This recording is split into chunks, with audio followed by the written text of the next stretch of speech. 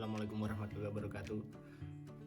Di video kali ini kita akan bahas mengenai yang saat ini, waktu video ini di-take, lagi happening banget. Jadi kasusnya terjadi sudah lebih dari 50.000 ya. Kemarin terakhir malah sampai 60.000, yaitu COVID-19 varian Omicron. Jadi Omicron itu adalah salah satu varian mutasi dari SARS-CoV-2 penyebab COVID-19. Pada dasarnya virus itu memang gampang bermutasi, jadi nggak hanya virus COVID-19, virus-virus yang lain misalnya virus influenza itu gampang sekali bermutasi. Makanya kita kan mungkin ada yang hampir tiap tahun ya, seenggaknya sekali terkena flu. Itu kenapa kok bisa begitu, kok nggak kebal gitu terhadap influenza ya, karena virus influenzanya itu bermutasi secara terus-menerus. Makanya kalau orang mau vaksin influenza itu harus 1 tahun sekali. Jadi setiap 1 tahun sekali dia harus dilakukan vaksinasi supaya terlindungi dalam jangka waktunya hanya 1 tahun itu tersebut. Jadi virus itu pada dasarnya gampang banget bermutasi, termasuk SARS-CoV-2 ini. Terus kemudian dari WHO itu mutasi virus digolongkan menjadi 2, yaitu VOI sama VOC. Ya, kalau VOI itu variant of interest, kalau VOC variant of concern. Gampangannya itu VOC itu lebih ganas atau lebih berbahaya daripada VOI. Kalau VOC yang kita kenal itu ya beta, varian alpha, beta, terus kemudian delta, dan juga yang saat ini Omicron.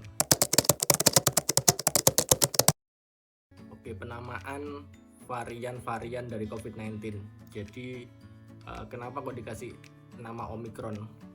Sebenarnya awal nama dari virus atau varian-varian virus COVID-19 ini, COVID-19 ini adalah memakai kode-kode angka ya. Jadi misalnya B117 atau B1351 yang akhirnya nanti namanya menjadi alpha. Terus kemudian ada B11529 yang sekarang ini jadi Omicron. Tapi dengan nama angka-angka tersebut susah ya, saya aja harus lihat laptop atau layar dulu karena ya memang susah kalau kita mengingat angka itu kan susah. Nah, makanya oleh WHO itu digampangkan supaya orang sedunia ini jadi gampang untuk penyebutannya, mengenalinya pakai menggunakan abjad dari Yunani gitu ya. Jadi nanti di layar akan saya tampilkan ini abjad dari Yunani ya, dari alpha, beta, gamma, delta, epsilon, zeta, eta, theta, iota, dan lain sebagainya. Jadi nama-nama virus COVID-19 ini menggunakan Greek alphabet ini. Nah, tapi yang nggak dipakai itu ketika setelah lambda masih dipakai ya. Kemudian ada mu juga masih dipakai. Nah, yang nggak dipakai itu adalah nu dan xi. Mu itu nggak dipakai karena pelafalannya hampir sama dengan mu ya, jadi mu itu di skip, dan xi itu ini banyak sekali yang menggunakan xi ini sebagai nama ya, terutama di negara Tiongkok atau Cina itu banyak yang namanya xi. Jadi ini ya, daripada terjadi keributan, dan juga menghormati Presiden Xi Jinping juga ya, presiden dari China juga, sehingga Xi itu tidak digunakan sebagai penamaan, sehingga setelah New langsung ke Omicron itu. Jadi dasarnya itu seperti itu. Kenapa kok New dan Xi nggak ada varian COVID, Xi itu nggak ada, langsung Omicron itu. Nah, kemudian ini layar selanjutnya. Nah, ini nama-nama baru ya, varian virus corona. B117 dulu yang ditemukan di Inggris atau varian Inggris itu alpha, dan seterusnya sampai itu Kappa varian India, B16171. Susah ya, kalau pakai angka susah, makanya langsung diganti aja itu varian Kappa itu ya. Ini jadi penamaannya itu seperti itu. Sekarang ini sampai yang Omicron, semoga nggak sampai yang Piro Sigma itu nggak sampai ya. Jadi sampai Omicron ini sudah selesai, kita semua sudah capek dengan varian-varian ini. Oke, sekarang kita ke gejala. Jadi pada dasarnya mau Omicron, mau Delta, mau apapun, ini tetap turunan dari SARS-CoV-2, jadi tetap aja virus SARS-CoV-2 sehingga gejalanya pada umumnya itu sama. Tapi karena ini adalah varian yang berbeda, ada sedikit pergeseran dominansi dari gejala mana yang paling utama atau paling khas di antara varian-varian tersebut. Jadi kalau Omicron ini khasnya adalah gejalanya itu bergeser ya. Jadi yang dulu kalau Delta itu kan misalnya anosmia, terus demam, batuk gitu. Kalau Omicron ini yang pertama yang sering terjadi itu pilek atau hidung mengeluarkan cairan ya. Jadi rhininus ya. Jadi gejala utamanya adalah pilek, kemudian nyeri kepala, lalu badan terasa capek semua, kelelahan, terus kemudian rasa lemas dan juga nyeri tenggorokan. Ya, jadi itu 5 gejala yang utama dan tersering pada Omicron. Kalau yang kemarin beda lagi, misalnya Delta itu beda. Kalau pasien saya yang Delta yang paling banyak anosmia misalnya.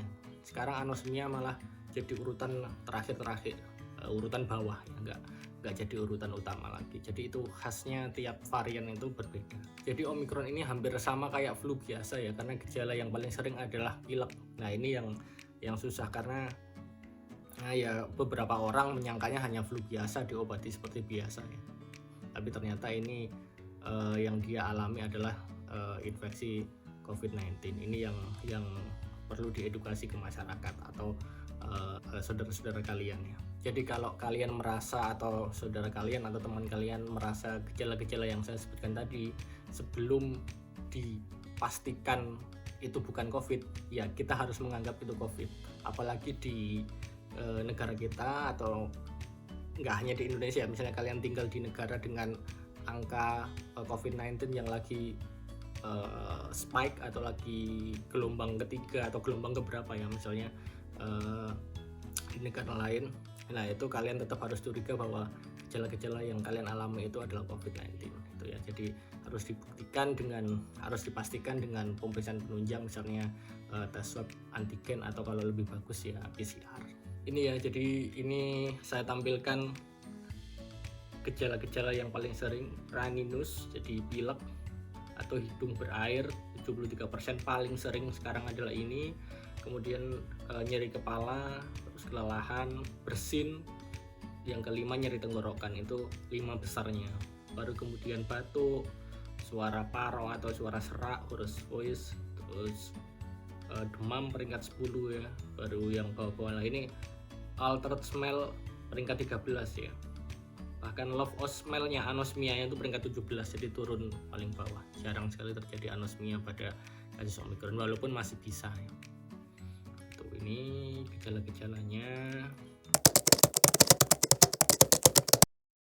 Nah, apakah Omicron ini lebih ringan?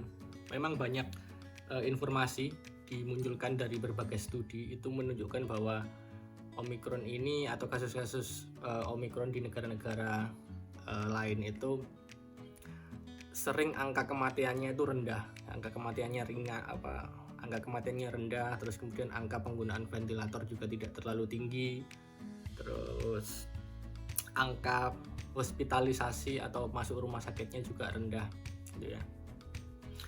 Itu banyak faktor yang bisa menyebabkan hal tersebut.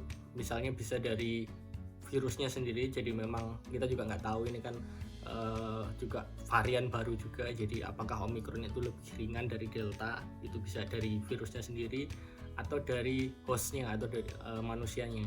Kita tahu bahwa kita sudah pandemi ini 2 tahun dan sudah banyak yang tervaksinasi ya, beda dengan yang sebelum-sebelumnya. Angka kematian bisa sangat tinggi karena memang ya hoax masih tinggi banget, terus kemudian vaksinasi masih belum tercakup dengan luas. Kalau sekarang kan bahkan anak-anak sudah mulai divaksinasi itu ya. Jadi ya itu juga menjadi faktor kecilnya angka kematian, angka penggunaan ventilator dan angka hospitalisasi. Tapi saya lebih suka judul artikel ya dari thelancet.com, itu mereka mengatakan kalau Omicron itu milder but not mild. Jadi lebih ringan tapi nggak betul-betul ringan gitu ya. Kalau memang dibandingkan dengan Delta mungkin masih lebih ringan, tapi kalau kita menganggap bahwa Omicron itu benar-benar ringan, nggak usah dipedulikan, itu sangat arogan ya, karena memang walaupun angka kematiannya kecil ya, tapi masih ada yang meninggal, juga masih ada yang masuk rumah sakit, juga ada yang masih pakai ventilator, juga ada. Angka-angka kecil tersebut, angka yang kematian yang rendah, angka penggunaan ventilator yang rendah, terus kemudian angka masuk rumah sakit yang rendah, itu akan menjadi duka yang mendalam, atau akan menjadi sangat bermakna kalau yang masuk di angka tersebut adalah keluarga kalian, gitu ya. Jadi jangan disepelekan. Itu bisa terjadi ketika yang terkena ya misalnya kakek nenek kalian yang belum tervaksinasi atau punya komorbid, atau anak-anak kalian, atau adik-adik yang masih kecil, masih balita yang belum tervaksinasi, dan lain sebagainya. Itu ya. Jadi tetap jangan remehkan, tetap prokes vaksinasi, tetap kalian harus ikhtiar, karena ya intinya jangan arogan melawan COVID-19 ini. Oke, sekarang kita bilang keampuhan dari vaksin ya, atau efikasi dari vaksin. Di CDC Amerika itu melaporkan bahwa dengan 2 dosis yang dilakukan 6 bulan sebelumnya, misalnya sekarang bulan Februari ya, waktu saya tag ini, misalnya kalian vaksinasi terakhir 2 dosis itu bulan Agustus 2021. Nah, itu angka kemampuan untuk mencegah hospitalisasi itu turun menjadi sekitar 50-an% gitu ya. Nah, dengan booster yang basic vaksinnya tuh mRNA kayak Moderna atau Pfizer, itu naik lagi menjadi 90% kemampuan proteksinya. Ini ya karena di Amerika pakainya itu yang Moderna sama Pfizer ya, baik vaksin satunya dan vaksin 2-nya kan mereka pakai itu, di boosternya juga pakai itu. Karena itu maka angkanya yang ketemu ya karena menggunakan vaksin mRNA itu, sehingga dengan booster itu menjadi 90%. Saya nggak menyoroti jenis vaksinnya, tapi hanya menyoroti bahwa vaksinasi itu ternyata masih efektif melawan varian yang baru ini. Dulu kan ada info bahwa vaksin sekarang nggak efektif, vaksin sudah nggak perlu pakai vaksin karena tetap terinfeksi. Sebenarnya masih efektif sekali, terutama mencegah kematian dan mencegah angka masuk rumah sakit. Jadi kalian kalau kena pun itu ya ringan gitu ya. Jadi sampai sekarang saya tetap akan menyarankan semuanya harus tervaksinasi, kalau bisa 3 dosis, minimal ya 2 dosis. Tapi kalau bisa 3 dosis, bisa sampai di booster gitu ya. Terus ada pertanyaan, apakah masih bisa terinfeksi tadi ya? Ya jawabannya masih bisa. Saya mengibaratkan atau menganalogikan vaksinasi itu seperti kalian naik sepeda motor terus kalian menggunakan helm ya, vaksinasi itu adalah helmnya. Apakah kalian masih bisa jatuh? Ya masih. Nah, tujuan dari vaksinasi itu, tujuan pakai helm itu tadi itu ya supaya kalau jatuh itu tidak terlalu sakit, tidak terlalu berat, atau tidak terlalu parah. Nah, itulah fungsinya vaksinasi. Kalian masih bisa terinfeksi COVID? Ya bisa. Tapi kalau terinfeksi, ya kalian tidak terlalu parah karena sudah ada helmnya tadi, sudah ada vaksinnya. Nah, itu ya gambaran vaksinasi itu seperti itu. Jadi bukan sudah vaksin saya kok tetap kena COVID. Nah, itu yang harus ditambah yaitu prokesnya. Jadi vaksin sama prokes itu harus berjalan bersamaan supaya jadi double proteksi.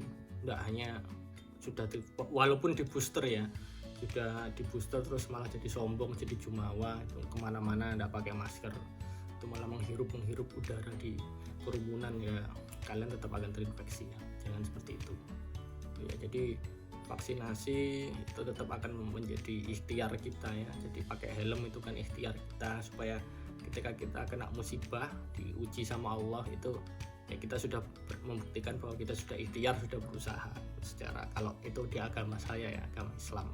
Oke, itu jadi yang paling penting tetap protokol kesehatan ya. Jadi nomor 1 protokol kesehatan, pakai masker, jauhi kerumunan, jaga jarak, cuci tangan. Itu sampai sekarang mau varian apapun itu adalah yang nomor 1. Baru kemudian vaksinasi juga tidak kalah penting gitu ya.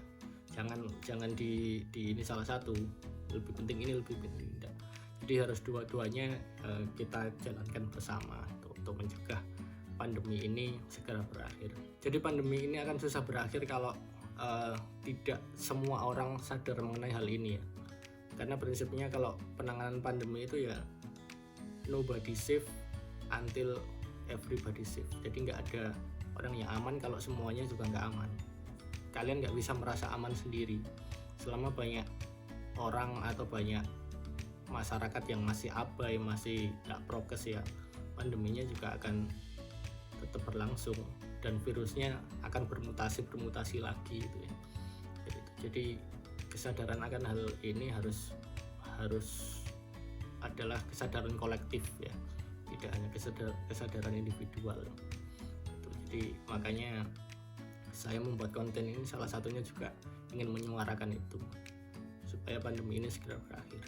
Oke, itu yang bisa saya sampaikan. Terima kasih atas perhatiannya. Silakan yang mau tanya-tanya seperti biasa di kolom komen atau di DM IG saya. Semoga semuanya bisa melewati gelombang 3 ini dengan selamat, dengan aman, tanpa terinfeksi COVID-19 ya. Tetap jaga prokes, tetap kalau kalian belum vaksinasi ya segera vaksinasi, kalau bisa sampai dosis yang ketiga. Itu saja yang bisa saya sampaikan. Terima kasih. Assalamualaikum warahmatullahi wabarakatuh. Bye bye.